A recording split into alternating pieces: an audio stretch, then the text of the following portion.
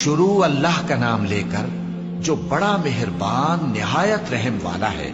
میں روز قیامت کی قسم کھاتا ہوں اور نفس لوامہ کی قسم کھاتا ہوں کہ سب لوگ اٹھا کر کھڑے کیے جائیں گے۔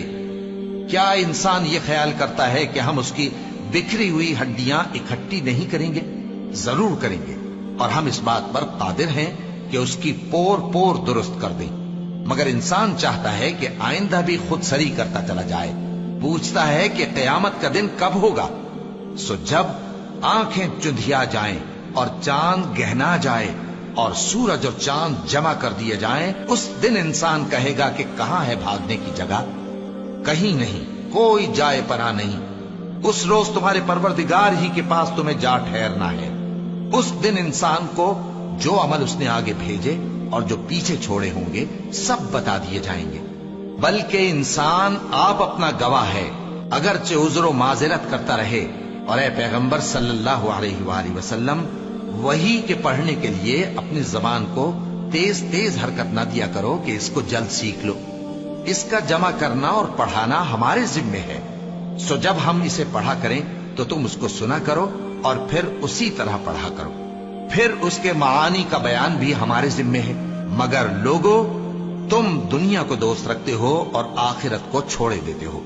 اس روز بعض چہرے رونقدار ہوں گے، اپنے پروردگار کی طرف نظر کیے ہوئے ہوں گے، اور بہت سے چہرے اس دن اداس ہوں گے، خیال کریں گے کہ ان کے ساتھ کمر توڑ معاملہ کیا جائے گا۔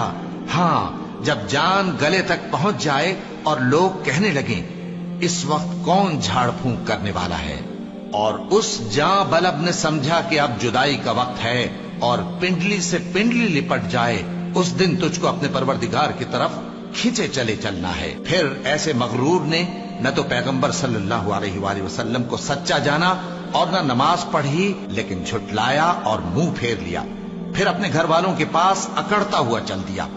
خرابی ہے تیری، خرابی پر خرابی ہے، پھر خرابی ہے تیری، خرابی پر خرابی ہے۔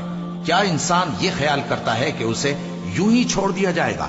کیا وہ منی کا جو ٹپکائی جاتی ہے ایک قطرہ نہ تھا، پھر لوتھڑا ہوا، پھر اللہ نے اس کو بنایا، سو اس کے اعضاء کو درست کیا، پھر اس کی دو قسمیں بنائیں، مرد اور عورت۔